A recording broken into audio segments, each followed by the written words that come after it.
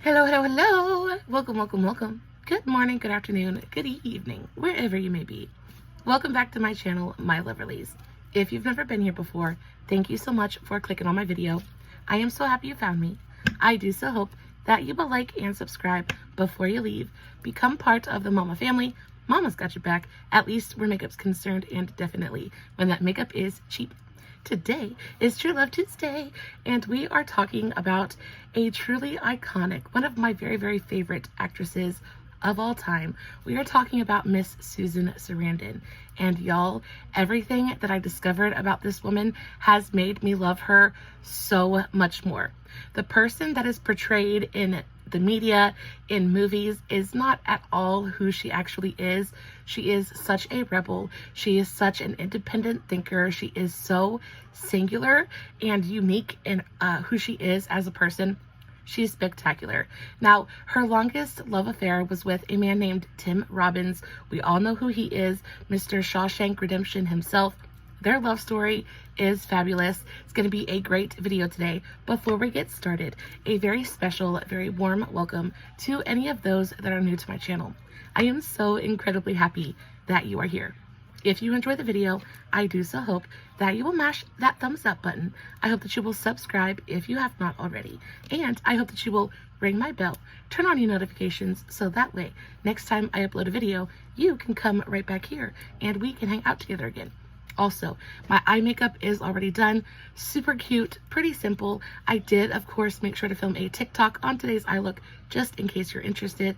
I'll have the tags for that, as well as all of my other socials, Facebook, Instagram, all that good stuff, listed in the description box below. Guys, if you are not following me on all my other socials, you definitely should go do that. I post fun content every single day.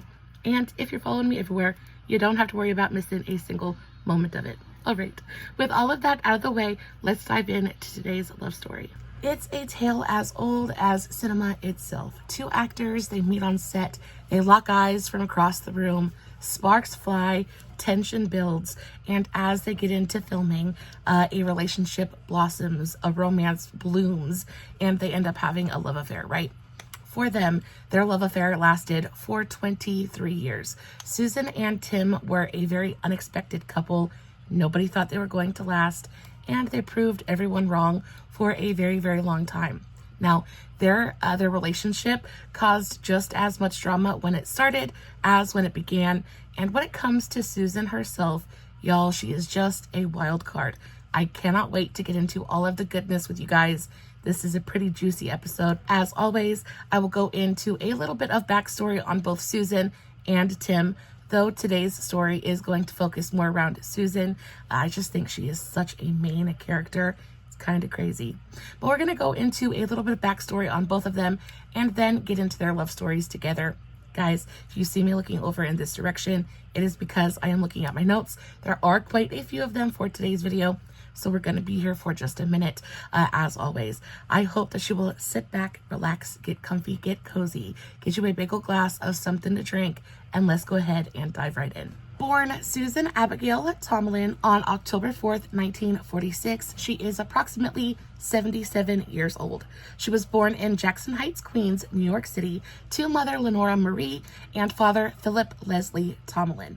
Now, her father was both very ambitious and very, very hardworking, and really had to be, because Susan has 8 brothers and sisters. Now, including the parents and Susan herself, that means that was an 11-person household, which is insane. I do not know how they made it work, but they made it work somehow, some way. Susan has 4 brothers and 4 sisters. Her brothers include Philip Leslie Jr., Terry, Timothy, and O'Brien. Her sisters are Meredith, Bonnie Priscilla, Amanda, and Melissa. Now, because Susan was the oldest out of all of her siblings, she actually ended up becoming more of a third parent than an older sister. She very much was parentified and was tasked with taking care of her younger siblings, especially her younger sisters, and it kind of stole quite a bit of Susan's childhood from her. She didn't really get the chance to go out and explore and just have like this carefree kind of childhood. She was really tasked with being another parent. And this is one of the biggest things, one of the biggest reasons that she had no intention of becoming a mother once she got older. She felt like she had already been there and done that, and she just wanted to take the rest of her life and live it for herself. When Susan was around 4 years old, the family packed up and shipped out. They moved from Queens, New York City, down to the newly developed neighborhood of Edison Township in New Jersey. Now, with this move came so much glorious space. Life and the quality of life got so much better for them after this move. Like I said, her father was a very, very hard worker and tried his best to provide as comfortable of a life to his family as he possibly could. And he was very, very successful at that. Very hardworking man. They didn't have a ton of money to throw around, but Susan's mother didn't have to work. She was very much a stay-at-home mother. She was a stay-at-home wife. And because of that, was able to really be a proactive part of the community, and because of that grew to have quite a bit of prominence and was very well known throughout the community. Susan's mother was appointed the board director of the Stephenville Women's Club as well as the Taratova Garden Club. Now, on top of this, the entire family were members of the Woodside Swim Club. Now, this was a private swimming club, and this is where Susan and her siblings spent most of the happiest moments of their childhood. Swimming was their very favorite activity, and on top of that, Susan and her sisters specifically were very competitive swimmers. They entered into a bunch of different swim meets and competitions, and 9 times out of 10 walked away with the win. Now, like I said, Susan and her family, they weren't the most well-off people on the block, but they were definitely comfortable.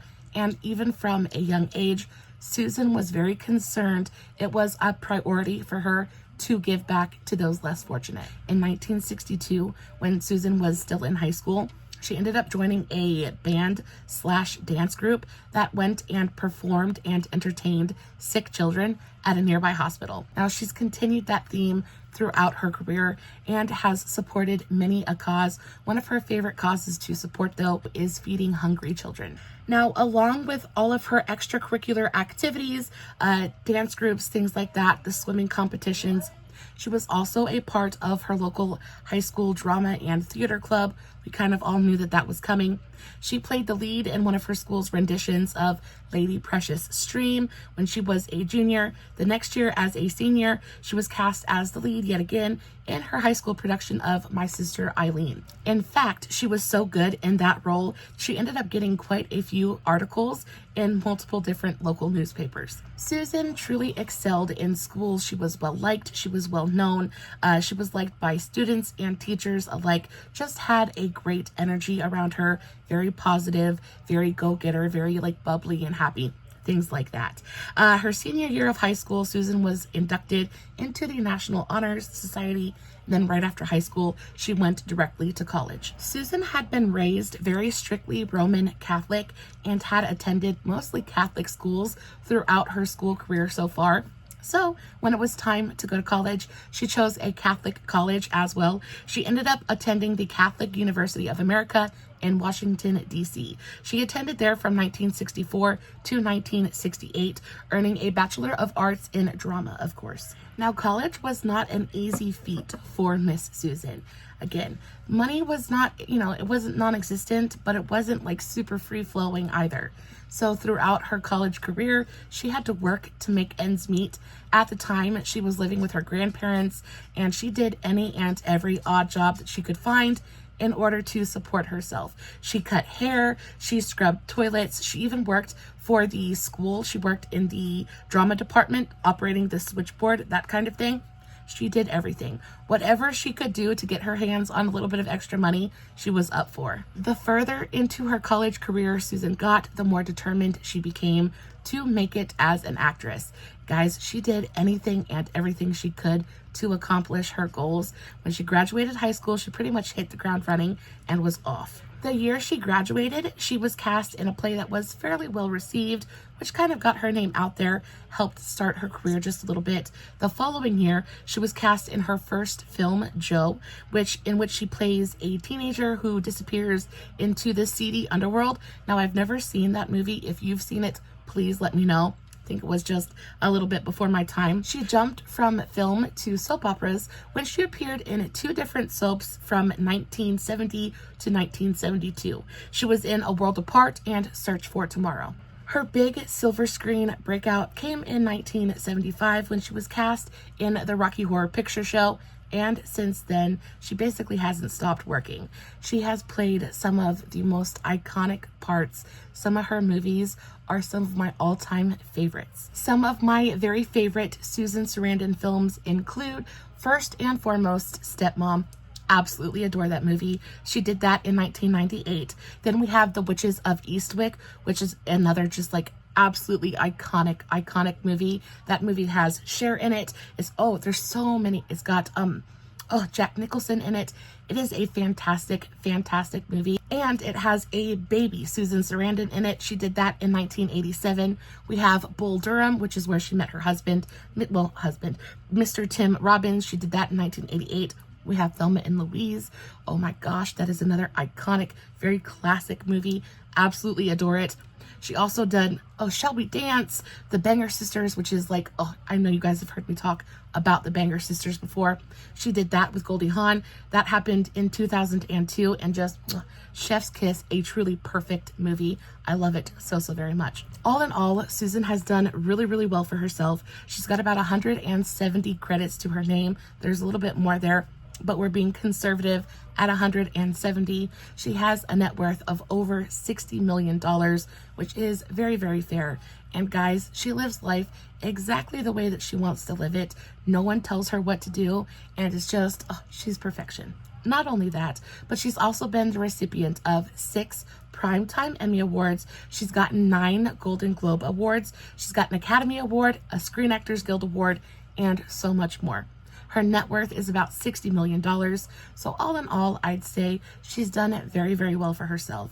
Everybody and their mama knows who Susan Sarandon is, and just, she's a character. She is beloved by America and the entire world, and I don't think that anyone can ask for too much more than that. As I said earlier, giving back has always been a very big priority for Susan, and since then, she was appointed a UNICEF Goodwill Ambassador. That happened in 1991. On top of that, she received the Action Against Hunger Humanitarian Award in 2006. Throughout Susan's career, she has never shied away from a good love affair. I feel like Susan is a fairly impulsive person, and when something feels right, she just kind of goes for it. All in all, I was able to find about 10 different relationships that Susan has been in since she stepped into the spotlight, and some of these are absolute doozies. Y'all, it's gonna be a wild ride. We're gonna go ahead and jump right in to Susan's dating history. To me, Susan Sarandon has always seemed like a woman truly in control of her feminine power. She just seems so effortlessly cool and confident in her own body. I've always tried to kind of emulate that in a way. I've always tried to be that kind of like effortlessly chic, the effortlessly just like, I'm here, I'm fabulous, deal with it, that kind of vibe. She just does it so effortlessly. I'm so in love with it. And when it comes to her love story, I thought that the same thing would apply, right? But I should have known that kind of thing is learned. It's not an innate kind of thing. You're not born most people aren't born just knowing yourself and your body like that. She's been through some really abusive, really terrible relationships, and I think that is what has kind of combined to make her into this truly just in control, powerful kind of woman. Now, the first relationship that she was in was actually a marriage, and it's the first and only marriage that she's ever been a part of, and it was right out of college. Like I said earlier, Susan went to a very Catholic school. She went to I think it was the Catholic school, the Catholic University of America. And during this time, Susan is still very much, she is an innocent in every way, shape, and form of the word. So the minute she gets to college, gets a little bit of freedom, she kind of goes buck wild a little bit. And she doesn't go buck wild in the sense of, she starts partying and sleeping around. No, she doesn't do that. But she goes buck wild in the fact that she starts a relationship. She finds a man and they begin a relationship. Now, because they're in a Catholic school, it is a religious school, relationships and extracurriculars that might go with a relationship are definitely a big no-no. And when she starts this relationship with a man named Chris Sarandon, she decides that maybe I want to take part in some of the extracurriculars that a relationship might have to offer. Now, in order for her to do this, they have to get married. And though Susan has always been very vocal about the fact that getting married was never something she really wanted to do, it wasn't something she set out to look for.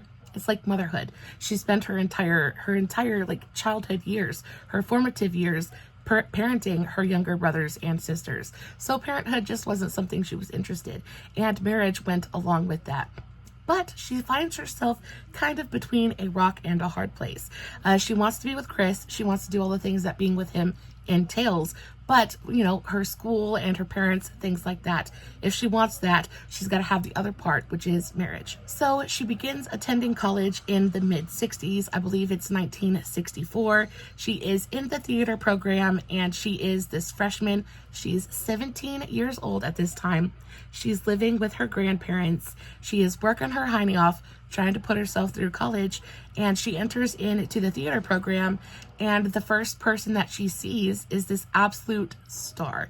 So Chris is the golden boy of the theater program. He gets the lead in every single play, every single production.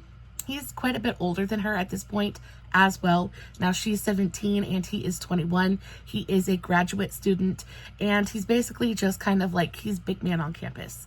Susan was, of course, instantly kind of starstruck.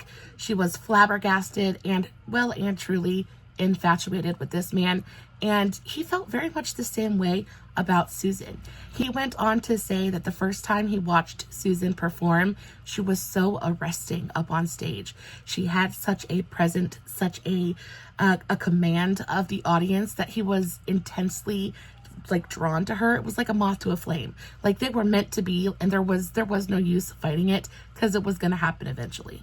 It was very much a love at first performance kind of thing, and they began dating very shortly thereafter. Their whole courtship and relationship, for that matter, was kind of effortless. It was kind of like they fell together and they just kind of went with the flow. And again, for Susan, there was no, I super want to get married, or I super want to be this man's wife, that kind of thing.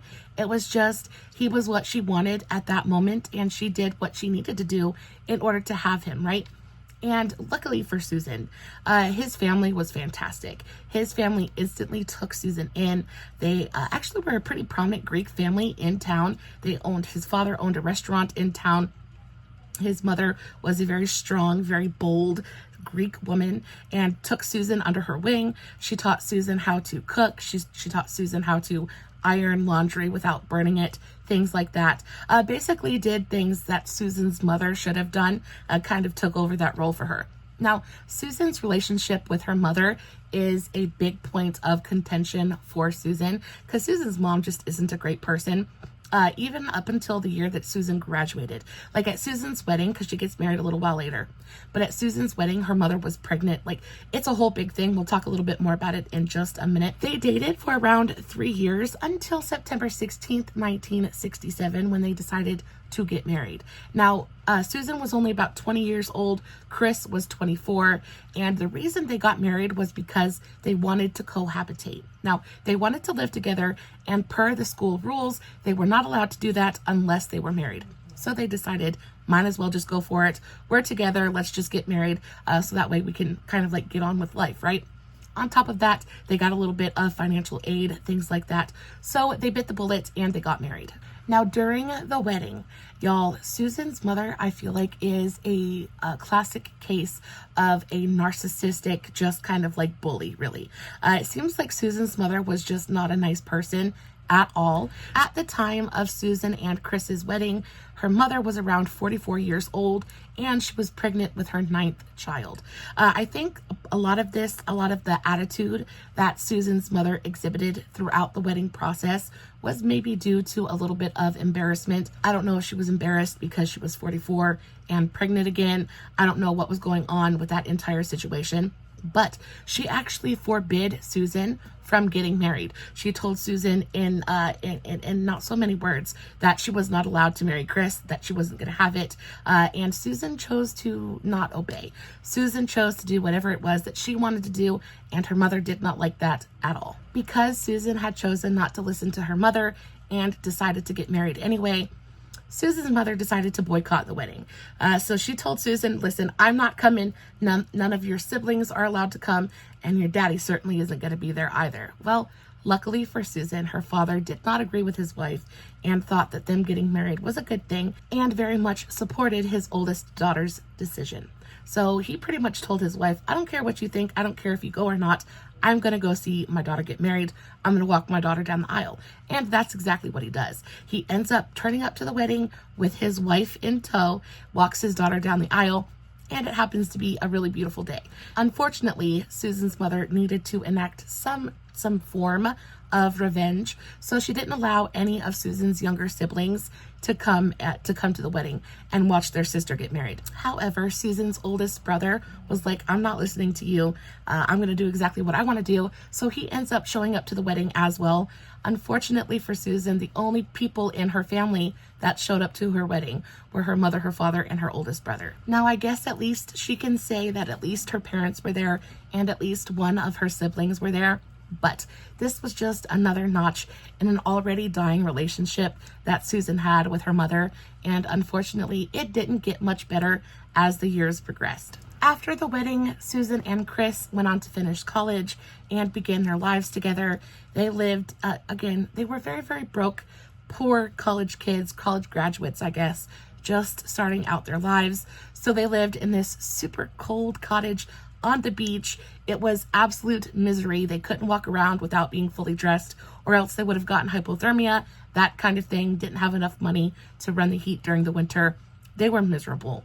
Life did indeed get better very, very gradually, and her and Chris ended up staying together for around 12 years. Now, when Susan and Chris had gotten married in the first place, they had told each other that they were going to sit down every year and they were going to discuss whether they wanted to continue to be married or not. And for 12 years, each year that they asked the same question, the answer was yes, I still want to be with you. I'm still happy with you. Now, sadly, on that 12th year, they decided that it was time for them to part ways. Now, there was no big blow up. There was no cheating. There was no infidelity. There was no bitterness. They both just mutually came to the decision that their time together had come to an end. So that's exactly what they did. They split very, very peacefully. There was no arguing. There was no big divorce, bitter battle. There was none of that. He took what was his, she took what was hers, and they went their separate ways. Now, Chris isn't super famous. A lot of us have no idea who he is. He's actually a pretty big voice actor and very, very successful, just more so behind the camera, I believe. He was the voice of Jack Skellington in The Nightmare Before Christmas. He's done a lot of work like that, and like I said, very, very successful in his own right. Susan did, though, go on to become the much more famous half of the couple. Either way, they continued to be very friendly with each other. I didn't see any big drama between the two. There was no big feud, anything like that. Actually, a couple of years ago, they got back together and they worked together on a podcast for a little while, spoke about their time together while they were married. And both Chris and Susan had nothing but spectacular things to say about the other. Chris went on about how wonderful of a person Susan is. Susan really credited Chris with helping her grow up, things like that. So there really is so much love still between them as a couple. Now, Susan's next couple of relationships, unfortunately, do not go as swimmingly and were not as easy to get out of. One marriage was definitely more than enough for Miss Susan. And after she divorced her first husband, she told herself, I'm never getting married, not ever, ever again. She went on to say why. What she went on to say in the interview, why was she so set against being married again? She said, I was always just afraid of taking my significant other for granted, just expecting someone to be there just because we're married. It gets hard not to take someone for granted that way. I don't know. It's just for me, not something I was ever interested in. Maybe it was a fear, of losing my identity. When you become a couple, it's so easy to have that happen. And baby, 100%, I agree with you all day long. When you get married, it becomes very much about the unit as a whole, and individuality becomes not so much a big deal.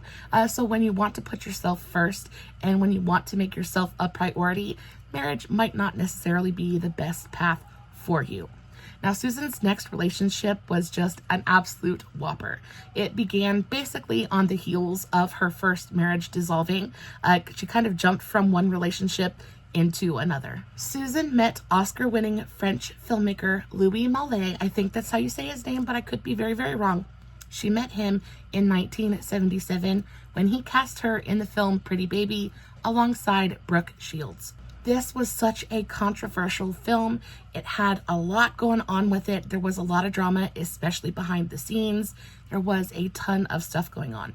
But when it comes to Susan and her director, they just immediately hit it off. There was something about Susan that Louis was very, very drawn to, and pretty much from the moment they met, they were in a relationship. Their connection was intense, and they began an affair on set that turned into a 3.5-year-long relationship. Now, unfortunately, most of that relationship was truly awful. After filming for Pretty Baby ended, Susan ended up moving to Europe with Louis and began to live there in his apartment with him, and she raised his 2 young children for him.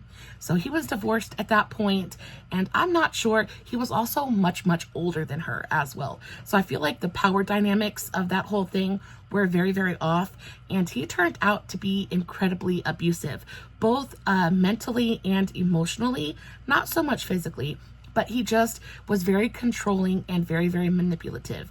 And he kind of kept her under lock and key and really didn't give her any freedom at all. On top of him being incredibly manipulative and controlling, he was also just, prolifically unfaithful. Like, he couldn't keep it in his pants to save his life. And Susan, she's stuck at home. She, instead of, working and working on her career, she's stuck at home raising 2 children, something she said she was never going to do again. They're not even her children. And she's absolutely miserable. Her and Louis ended up working on another film together, a film called Atlantic City. And for this film, they ended up having to come back to the States.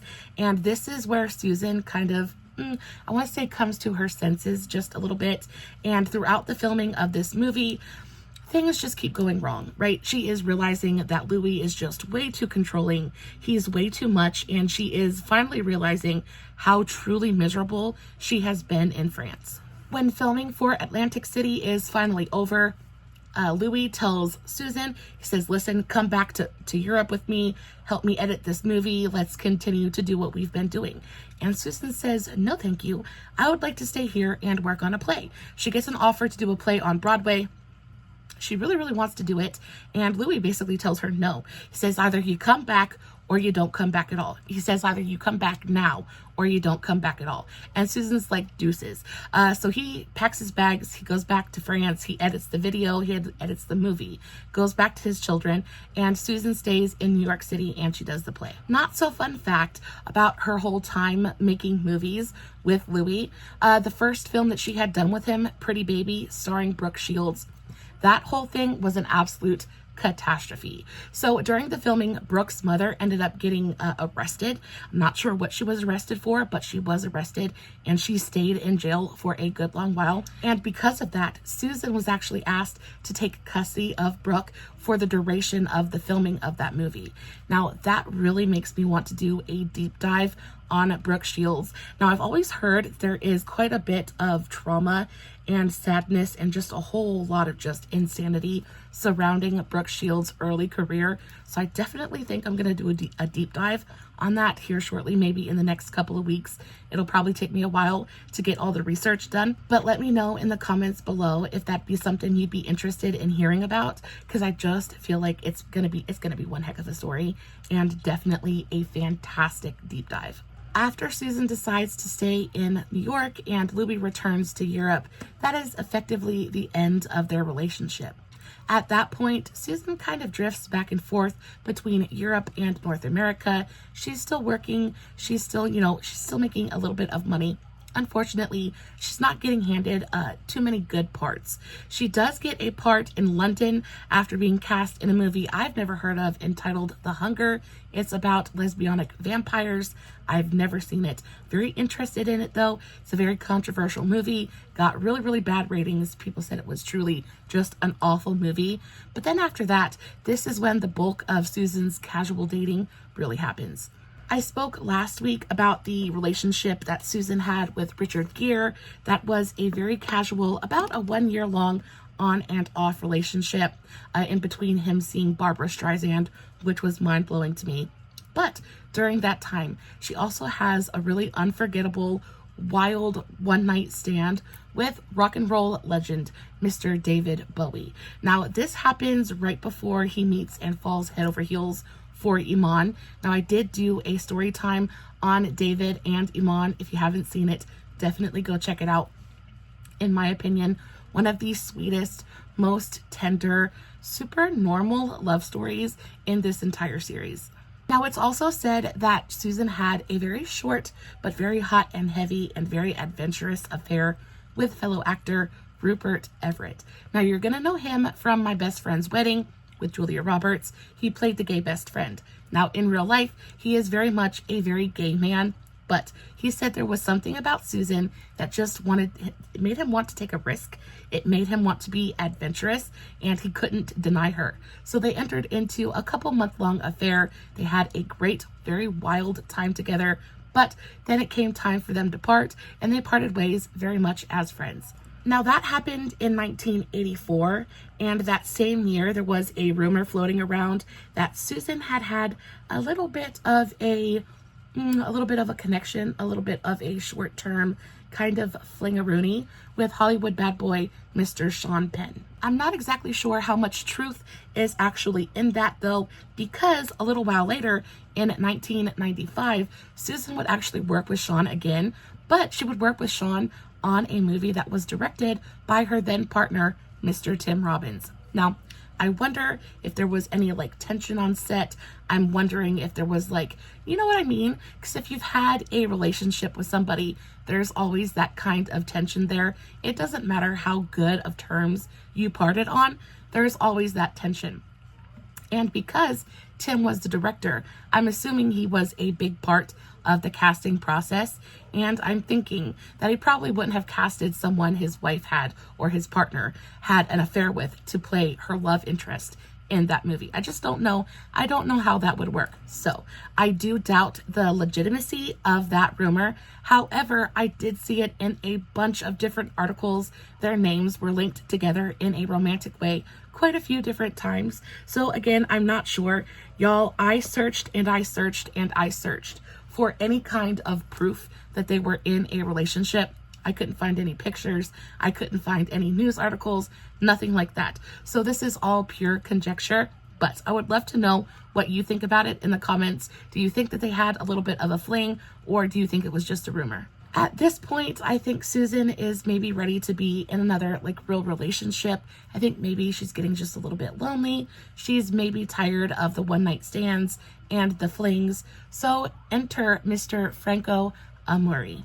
Franco was Susan's third real relationship. They were together for a number of years, and actually, Franco is the person she had her first child with. Franco is a very well-respected Italian director, and he and Susan hit it off right from the get-go. Susan and Franco met for the first time while they were working on the film Tempest together in 1981. Nothing romantic happened the first time around. That they saved for the second time they worked together on the film Mussolini and I in Franco's home country of Italy in 1984. They started dating while working together on that film. Things got hot and heavy on set, and they continued to date after that for about 4 years. Now, like I said, they were together for a good period of time. They were together for about 4 years, and this is her third real relationship. Susan gave birth to her daughter, Eva Amuri Martino, on March 15th, 1985. Sadly, their relationship didn't last much longer after that, and they ended up splitting for good in February of 1988. After Susan's relationship with Franco ended, Susan ended up packing up her belongings and her daughter and moving back to the United States. Now, at this point, all contact with Franco pretty much stops. There is no financial support. He has no contact with either Susan or their daughter. And funnily enough, Tim Robbins is who Eva calls dad. Tim is the one that really stepped in and really took over that father-daughter relationship with Eva in such a big, beautiful way. I absolutely adore Tim for that. Now, sadly, Tim is not Susan's next relationship. She has one more fling. She has a fling with Mr. Don Johnson. So they met in 1977. They were together in 1977, 1978, just for a couple of months while they were working on the film Sweethearts Dance together. But again, it was just a fling, and as soon as filming wrapped on the movie, so did their relationship. Now the part that we've all been waiting for, Susan's romance with Mr. Tim Robbins. I believe Tim was her great love. I feel like Tim Robbins was Susan Sarandon's true love. I feel like they were the most successful. Their relationship was the most successful of all of the ones that Susan has had. And I feel like the only reason it came to an end was because Susan self-sabotaged just a little bit. Now, Susan and Tim were together for 23 years and, in my opinion, had an incredibly rich and successful union. They're one of my very favorite celebrity couples of all time, right behind Kira and Kevin, Liam and Natasha, Goldie and Kurt, Kristen and Dax. I just feel like they were so perfect together, and their relationship made people across the world absolutely green with envy. What better way to set the mood for a long-term relationship than to meet on the set of a romantic comedy? Guys, when they first got together, they genuinely took Hollywood by surprise and by storm. If you would have asked someone if they would ever get together, they would have told you absolutely not. They were just very, very different people. On top of that, Susan is much, much older than Tim. So that's not something that happens very often in Hollywood at all. Susan and Tim met on the set of Bull Durham in 1988. Now, Susan's romantic interest in that film was actually Kevin Costner. And, you know, you would think Kevin Costner, Susan Sarandon, kind of a perfect couple. But nay, I say. Nay, she decides that Tim is actually the perfect one for her. So it kind of like the same thing that happens in the movie kind of happened in the real life. She kind of gets to spending some more time with Tim. He is goofy and young, but so charming and absolutely adorable. And Susan falls head over heels for this guy. It's like puppy love times 1,000. Susan only had eyes for this boyishly handsome, incredibly charming, goofy, 6'5" absolute beast of a man. I had no idea that Tim Robbins was that tall, but he's actually a little bit taller than Mr. Hubby, which is crazy because Mr. Hubby is he's 6'4". I absolutely adore a tall man. I enjoy a short king as well, but there's just something about a tall man that will do it for me. Every single time. And he is absolutely ginormous. Susan very much thought the same thing. And about, I want to say halfway through filming this movie, she's like, they're in it waist deep, and there's no turning back. A little bit of backstory on Mr. Tim Robbins. He was born Timothy Francis Robbins on October 16th, 1958. He is approximately 65 years old, which makes him 12 years almost to the day younger than Miss Susan. They were both born in October, so they share the same birth month. He was born in West Covina, California, but he was raised in New York City. Much like Miss Susan, he was raised in the Catholic faith, so they have that in common as well. Both of his parents were musicians. If you remember, Susan's father was at one point a lounge singer, so they have that in common as well. Tim's boyish charm, he was 30 when they met, while Susan was 42, made Susan feel young again. Now, 42 isn't necessarily old, right? But it's not necessarily a spring chicken either, right? So she meets this 30-year-old man, and he's just everything she's been looking for. He is fun and he's full of energy and he is just, and that's a big thing for Susan. She does not want to be bored. She wants to continue. She wants life to be an adventure. She wants life to be surprising and never boring. And Tim, that's exactly what he brought to her life. He brought just all kinds of energy, and she absolutely loved it. However, she was a little bit nervous about beginning a relationship with him, especially with someone as young as he was. And really, he had no responsibilities at this point in time. He's a bachelor. He's just beginning his career as well. So he's really not established in Hollywood yet. And y'all, she's very nervous. Because you have to remember at this point, she is a single mother. She has a 4-year-old daughter who is sitting at home depending on Susan to bring home the bacon and care for her and love her, provide time and all of the good things, right? And Susan is not going to date a man that isn't going to accept her daughter. Now, luckily, Tim was all for it. He looked at Eva not as an obstacle, not as a burden, but as a bonus. And he was recorded, like he went on record and said that that was his bonus daughter. And indeed, he has raised that little girl since she was 4 years old. Eva calls Tim daddy. He is the man that she knows for that position. And even after he and Susan split, he continued to be Eva's father. When Tim and Susan went public with their relationship, the media kind of had a little bit of a field day with it. It's not necessarily a Hollywood standard for the woman in the relationship to be so much older than the man. Now, it is very standard for a 42-year-old man to date a 22-year-old woman, and nobody looked twice at it, i.e. last week's story, Mr. Richard Gere routinely dated women that were less than half his age, and nobody batted an eyelash at it.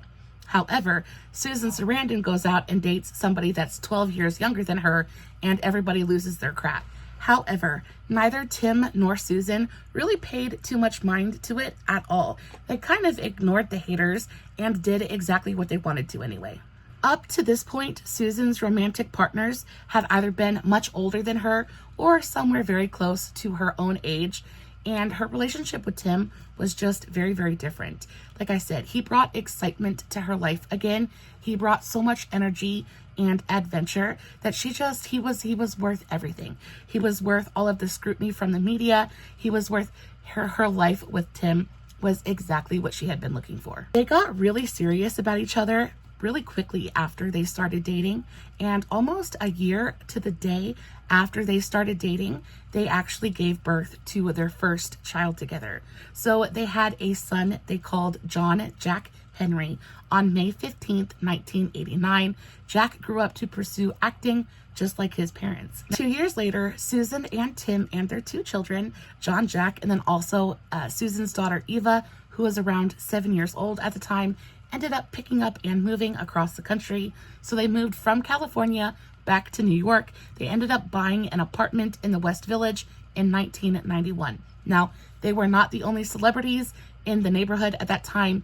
Ethan Hawke and then also Val Kilmer, they were both regularly spotted in the West Village. I think also Heath Ledger and Michelle Williams, they bought an apartment around there sometime a little bit later. Either way, it was a very hip, very trendy place for celebrities who wanted a normal life to live. Now, on top of this, Tim and Susan were like the perfect New York couple / neighbors. Very often, you would see Susan's flaming red hair bouncing up and down along the street, running errands. Very often, you would see Tim out rollerblading or playing roller hockey in the streets on the cracked pavement. Like, they were just so normal.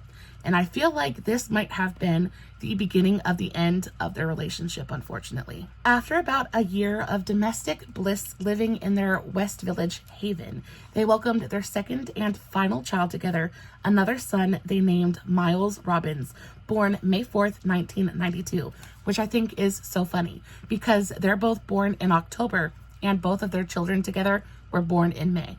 Now, Miles, too, followed in his parents' footsteps, went on to pursue acting, and was fairly successful. He had a couple of parts on X-Files. He was also in My Friend Dahmer. Now, Susan's daughter, Eva, fun fact, she played in the movie The Banger Sisters. I know I have told you guys about this movie. I love it so much. I talk about it every time I talk about it. I just get so excited because it's like the perfect girl love, like friendship kind of movie. I just love it so much. Anyway, so in that movie, Susan has 2 daughters.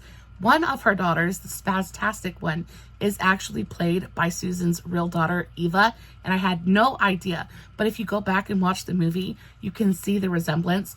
They're actually very, very similar looking. But yes, the spastastic daughter in The Banker Sisters is Susan's real daughter. That's Eva. And so things continued. Life was bliss. They were in love with each other and the life they had built together. And things started to settle into a little bit of a routine. Dinner at 6, doctor's appointments. You're going to work, I'm staying home. Like, there was a routine. Things became very predictable. They became a little bit complacent, and slowly but surely the excitement and the adventure just kind of leached from their relationship, and what they were left with was a very loving, very normal, very happy, but very boring relationship. As things inevitably do, they got just a little bit boring. Things got a little bit stale, and this is when the discontentment really started to set in for Susan. And this is why I say the reason her relationship with Tim didn't work out is because she self-sabotaged. Susan later said that she began to rethink her life with Tim while she was on Broadway starring in the play Exit the King. She said that the play made her examine where she was in her union and in her life, and prompted her to start having discussions about making changes. Susan and Tim ended their partnership publicly with an announcement in 2009. At the time, there were whispers swirling that they were separated because Susan had been unfaithful. And this, I'm not sure is true, but I do think it could be a possibility, just because Susan was looking for that adventure. She was looking for that thrill and wasn't finding it at home anymore. Word on the street was that Susan had begun seeing a much younger reality TV star named Jonathan Brecklin. Now, Jonathan was 31 years younger than Susan. That is a very big jump from the 12-year age gap between her and Tim. They met apparently on a road trip to Chile, and Susan had invested in his ping pong table club idea. They became business partners, and then shortly thereafter, they became romantic partners. Now, after her relationship with Tim was well and truly over, they had separated and moved out, things like that. She did indeed start a relationship with Jonathan. Now, they were together for 6 years, and if you thought there was drama surrounding her relationship with Tim, there was a butt ton of drama about her relationship with Jonathan. Everybody called Jonathan a boy toy. They called him, basically said he was there because of her money, things like that. And of course, whether that was true or not, it put quite a bit of strain on their relationship. And it really didn't bother Susan so much, but it definitely bothered Jonathan. Jonathan was insecure about the relationship just from the beginning because Susan was so much more accomplished than he was. She was much richer than he was. She had more fame and notoriety than he did. And I think as insecure as that made him, I think it also made him very, very jealous. In my heart, I don't feel like Jonathan was with Susan for completely pure reasons. I think he was there to see what he could get out of the relationship. Do I think that he enjoyed being with Susan? 100%. Do I also think that there was maybe an ulterior motive there as well? 100% as well. So I'm not exactly sure about that relationship. It made Susan very happy for as long as they were together. And then after that, after they busted, Susan really hasn't been in another relationship since then. Now, as for Tim, he really hasn't had anything long-term since his relationship with Susan ended either. He did get married, and I tell you what, it surprised the entire world. In 2018, Tim went public with his relationship with Graziella Brancusi. It's unclear exactly how long they were together or how long they had dated, but in 2001, there was an article that came out that said that they were getting a divorce. Nobody even knew that they had gotten married in the first place. So that was a big shocker. But since then, neither one of them have had any true relationships. If they have, it definitely has not been reported in the media, and I couldn't find out about it. I think overall it is super, super sad. I feel like Susan 100% sabotaged her relationship. She sabotaged a relationship that could have lasted both her and Tim to the end of their lifetimes. The grass isn't always greener in other pastures. Curiosity kind of killed the cat in this situation. I feel like Susan was searching for something, and instead of just trying to find it in her relationship again, she decided to outsource it. And in doing so, kind of like bit her nose to spite her face a little bit. I'm heartbroken. I am so heartbroken that they did not make it into eternity, because I really do feel like they had the potential to do so. And again, I was not there. I don't know exactly what happened. I'm not exactly sure why they busted. I can only kind of make a slightly informed guess. But I will say that I love Susan Sarandon anyway. I think Tim Robbins is fantastic. I do wish that their relationship would have, stood the test of time. I am, however, grateful that they were together at all. So that way we, as the public, get just a teeny tiny little peek into what their lives together must have been like. Well, my Loverlies, that is all the information I have for you today. I hope you enjoyed today's video just as much as I did. If you did, don't forget to give it a big old thumbs up before you leave. This is today's finished look. What do we think? Do we like it? Do we love it? Let me know in the comments below. As always, no filters, no fancy lighting. It is just me sitting in front of my camera telling you guys an epic love story. Hoping you guys are enjoying what I'm doing. Until next time, stay safe. Take care of yourselves, and remember, you're important. Bye.